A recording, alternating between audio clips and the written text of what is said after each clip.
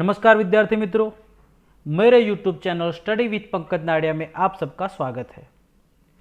विद्यार्थी मित्रों, आज हम कक्षा 6 हिंदी प्रथम सत्र उसमें इकाई छठी सुबह के बारे में सीखेंगे। तो शुरू करते हैं आज की वीडियो। हमारी इकाई का नाम है सुबह। सबसे पहले हम यहाँ संक्षिप्त में इस इकाई के बारे में जो दिया हुआ है उसे पढ़ेंगे, उसके बाद इकाई में आगे का पाठ पढ़ेंगे। पोलियो की बीमारी से बच्चे विकलांग हो जाते हैं। पोलियो एक बीमारी है, हम जानते हैं, इसकी ऐड आती है और हम ये भी जानते हैं छोटे बच्चों को पोलियो की खुराक जो 1 दिन से लेकर 5 साल तक के हैं उनको पोलियो की खुराक दी जाती है और उसकी हेडलाइन या एडवर्टाइज भी आती है, 2 बूंद जिंदगी की कहा जाता है जिसे।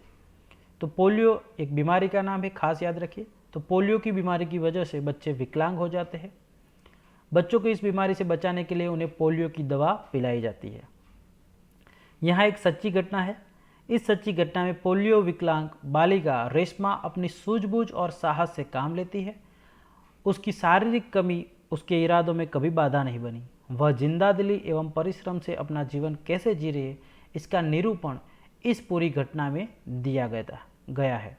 शुरू करते हैं सुबह इकाई। सुबह सुबह रेशमा ने देखा कि घर के सभी लोग सफाई में व्यस्त है। कोई सामान झाड़ रहा है तो कोई मकड़ी के जाले उतार रहा है। रेशमा ने सोचा जरूर आज कोई खास बात है। तो जब रेशमा सुबह सुबह देखती है तो हर कोई घर का जो सदस्य है वो सफाई में बिजी है, व्यस्त है। कोई सामान झाड़ रहा है तो कोई मकड़ी के जाले जो है उसे उतार रहा है। तो रेशमा सोचती है कि आज कोई खास बात जरूर है। वो कहती है, माँ आज कोई खास बात है? सब इतनी सुबह उठकर घर की सफाई में जुटे हैं। रेशमा ने उत्सुकता से पूछा। तो उसकी माँ उत्तर देती है, हाँ बिटिया रानी, त्योहार के दिन है, भूल गई क्या? यानी कि त्योहार आने वाले हैं। पहले से ही साफ सफाई हो जाए तो अच्छी तरह त्योहार का आनंद ले पाएंगे। यानी कि साफ सफाई अभी से कर ले तो त्योहार में मज़े ही मज़े हैं, फिर वहाँ आराम से हम त्योहार के मज़े ले पाएंगे, त्योहार का आनंद उठा पाएंगे। माँ ने प्यार से रेशमा के गाल को सहलाते हुए कहा, ओ मैं तो एकदम भुलक्कड़ हो गई हूँ, पर माँ आपने मुझे तो कोई काम सौंपा ही नहीं, मैं क्या करूँ बताओ माँ। वो कहती है कि अरे मैं तो भुलक्कड़ हो गई हूँ, और अपनी माँ से कहती है कि आपने मुझे कोई काम दिया ही नहीं, अब मैं क्या करूँ बताओ मुझे। तो उसकी माँ कहती है, अच्छा चलो पहले नहा धोकर तैयार हो जाओ, फिर बताऊँगी, बहुत से काम है, मैं भी आपकी मदद। तो यहाँ टाइपिंग मिस्टेक है थोड़ा, ओके। उसके बाद काम बताऊंगी ऐसा बहुत काम है। उसके बाद रेशमा कहती है कि मैं भी आपकी मदद करना चाहती हूँ, और यहाँ माँ ने कहा दिया हुआ है, तो यहाँ थोड़ा जो टाइपिंग है उसमें मिस्टेक है, एरर है। तो रेशमा कहती है कि मैं भी आपकी मदद करना चाहती हूँ। उसकी माँ कहती है कि तुम तैयार हो जाओ, बाद में काम बताऊँगी, बहुत काम है। तो रेशमा भी कहती है कि हाँ मैं फटाफट तैयार हो जाती हूँ और मैं भी आपके मदद करना चाहती हूँ।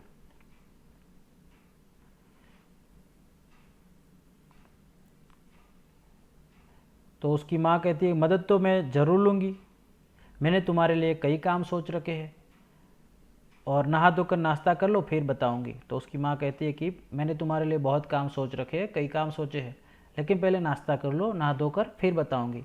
और कहते कहते माँ ने रेशमा को उसकी पहिए वाली जो कुर्सी है, यहाँ चित्र में दिखाई दे रहा है पहियों वाली कुर्सी, इस कुर्सी पर बिठा दिया। रेशमा ने अपनी पहियों वाली कुर्सी को धीरे धीरे धकेला और अपने दैनिक कार्यों में लग गई, यानी कि स्नान करना, ब्रश करना वगैरह, नाश्ता करना, इन सारे कामों में वो लग गई। रेशमा जब 5 साल की थी तभी से उसके दोनों पैर काम नहीं करते थे। उसे बहुत तेज बुखार हुआ। बुखार यानी बहुत, जो गुजराती में हम ताव कहते हैं, उसे बहुत तेज बुखार हुआ, फीवर इंग्लिश में कहा जाता है। और घुटनों से नीचे दोनों पाँव एकदम बेजान हो गए, यानी कि मानो कि उसमें जान ही ना हो, ऐसे हो गए। बहुत इलाज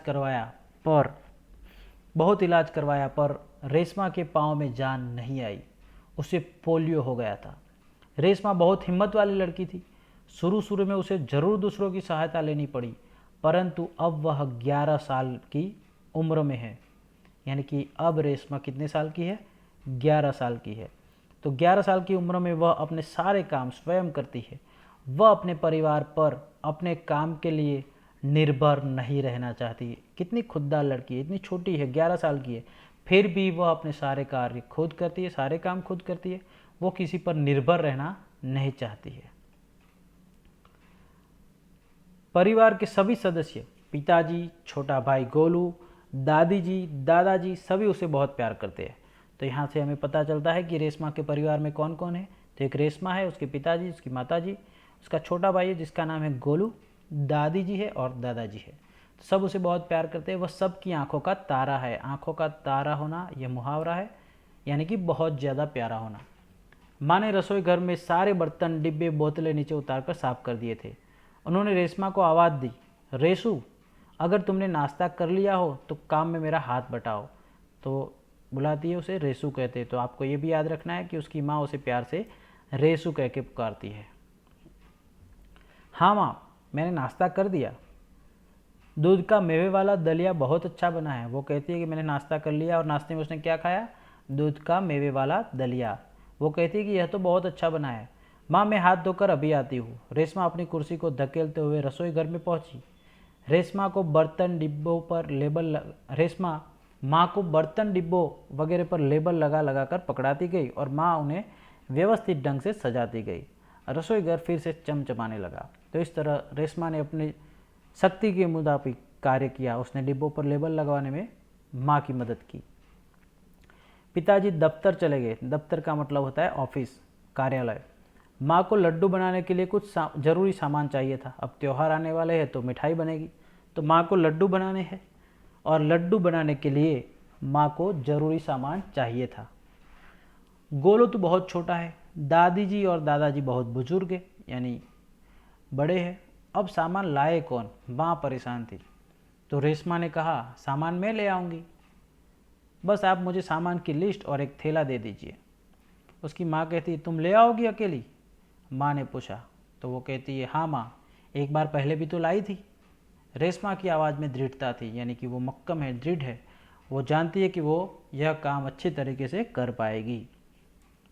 तो ठीक है, तुम ही ले आओ, लेकिन ध्यान से जाना, और सारा सामान नुक्कड़ वाली दुकान से ही मिल जाएगा। तो उसे कहती है उसकी माँ की, सारा सामान नुक्कड़ वाली, जो सामने दुकान है नुक्कड़ पे, वहीं से सारा सामान मिल जाएगा।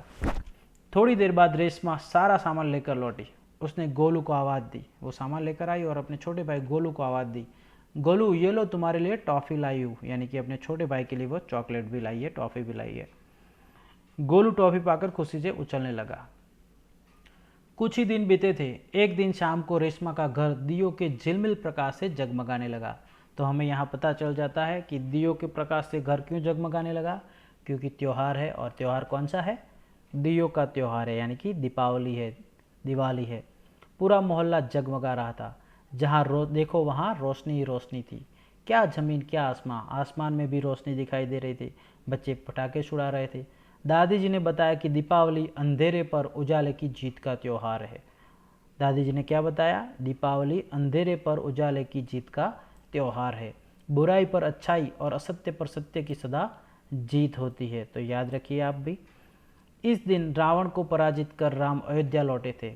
उसी खुशी में यह त्यौहार मनाया जाता है। रेशमा और गोलू बड़े ध्यान से दादी जी की बातें सुन रहे थे। कुछ देर बाद सबने मिलकर पूजा की और फिर प्रसाद खाया। गोलू अपने दोस्तों के साथ पटाखे छुड़ाने में मग्न हो गया।